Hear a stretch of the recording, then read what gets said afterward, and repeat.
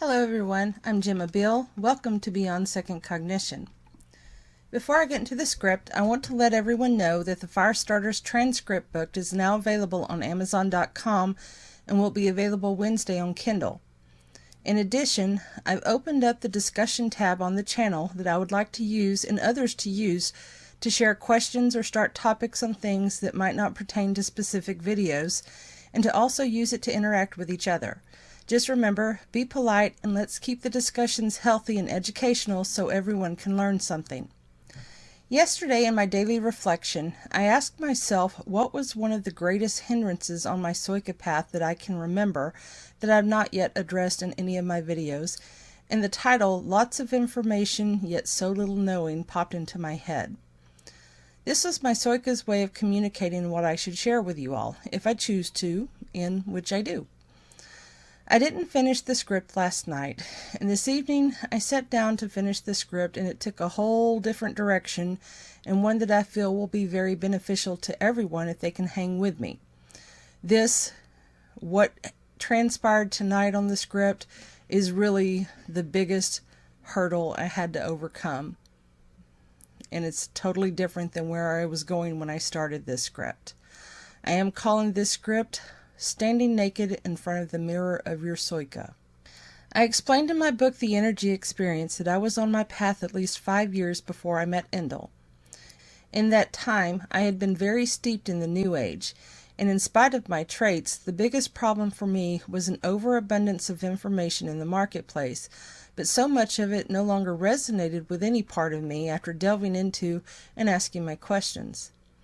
Even though I have run the gamut of the information and had come to dead ends, there was still a lot of information that I embraced and even intuited and had crew confirm for me, and I mistook it for a knowing because of my own limiting filters. When Beall and I met and I began doing Q&A calm with our crew out there, I started getting different answers than I had received before from my own questions. In demanding why crew had lied to me, they told me that they had to tell me what aligned with my beliefs because of a program that prevented them from telling me the truth. Once I stated emphatically that I wanted the truth, the whole truth, and nothing but the truth, that's when things changed for me. I lost a lot of belief filters at that time because they would only tell me the truth. When I would have the bouts of cognitive dissonance from hearing the truth that still contradicted my beliefs I still held on to, upon further analysis, I realized that I had to let it go because even though I embraced it, I didn't have the knowing that it was in fact truth. I only believed it because of how it made me feel emotionally. I know you're probably thinking, Gemma, you've already addressed this in other videos, and I have, but this video I'm tying all the concepts I've been sharing together and how they created the tapestry that led me to where I am today, so please be patient. My quest has always been to discover the truth, and even once I gave my crew the directive that I only wanted to know the truth, it didn't make my path any easier. It actually made it more difficult because that's where I discovered everything I held dear and everything that made me who I am, or let me rephrase that, everything I thought made me who I am was pulled out from underneath me. A lot of people that encroach on the New Age and realize how limiting it really is, like all other religions, probably think like I thought, that once I discarded the beliefs that didn't serve me, the path would get easier. But getting past discarding all your beliefs that lie external to your being is the easy part. It's dealing with the internal things you believe about yourself and about your being that is the hardest part of all, because you literally have to tear apart everything you think you are and everything you really are and stand naked in front of your own Psoyca mirror. There is no part of us in this incarnation that was birthed by our Psoyca. These forms were not our creation. Our experiences are not of our creation. Our perceptions are not of our creation. Our psyches are not of our creation. We are not of our own creation. Our Psoycas are our creation. Our Psoycas are our creation.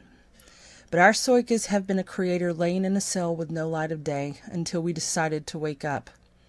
Once we awoke, we became sculptors without clay or stone to sculpt, an artist without a blank canvas and paint, a musician with a guitar and no strings.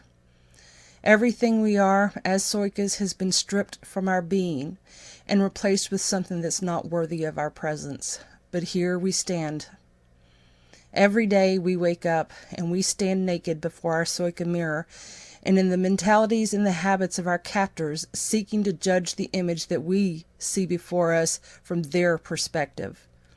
We are this, we are that. We're not good enough, we're not worthy. I hate this, I hate that, I hate myself. No, I love myself. No, I hate myself. I'm stupid, I'm ugly, I'm unworthy. No, I'm not. Nobody likes me. I'm not worthy of love. I don't love myself. I don't do this. I don't do that. And the train wreck goes on and on, moving down the tracks, but we can't look away and we can't stop it. I don't want to. I can't. I shouldn't. I try. I'm not strong enough. I'm not good enough.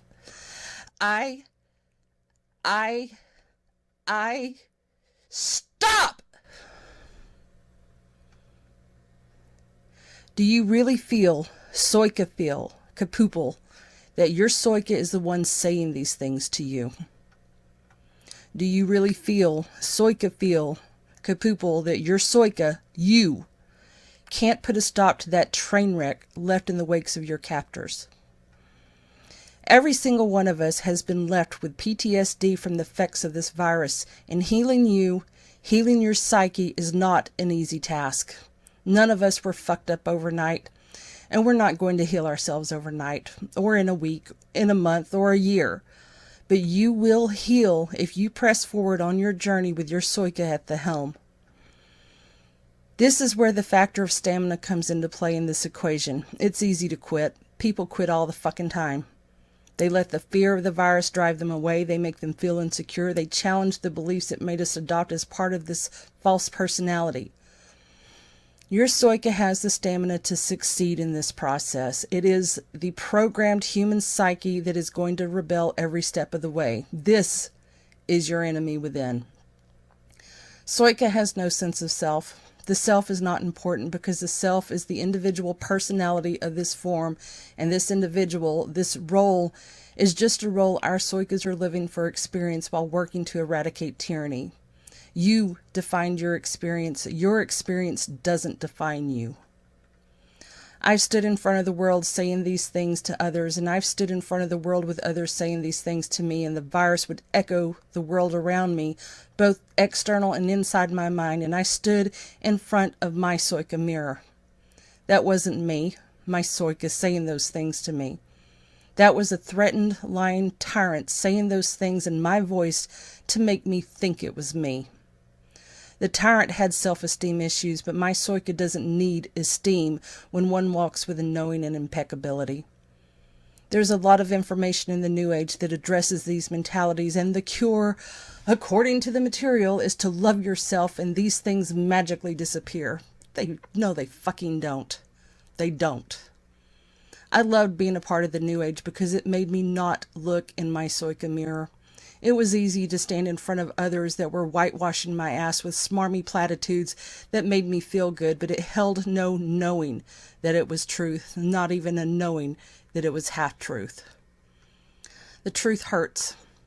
But once you face that ugly truth, it becomes the stone, the clay, the guitar strings, and the blank canvas and paints you use to create your Psoyca life. As you unfold you, know your Psoyca does not judge you for being sick. Know your Psoyca is the one that is curing you. Trust your Psoyca in this process.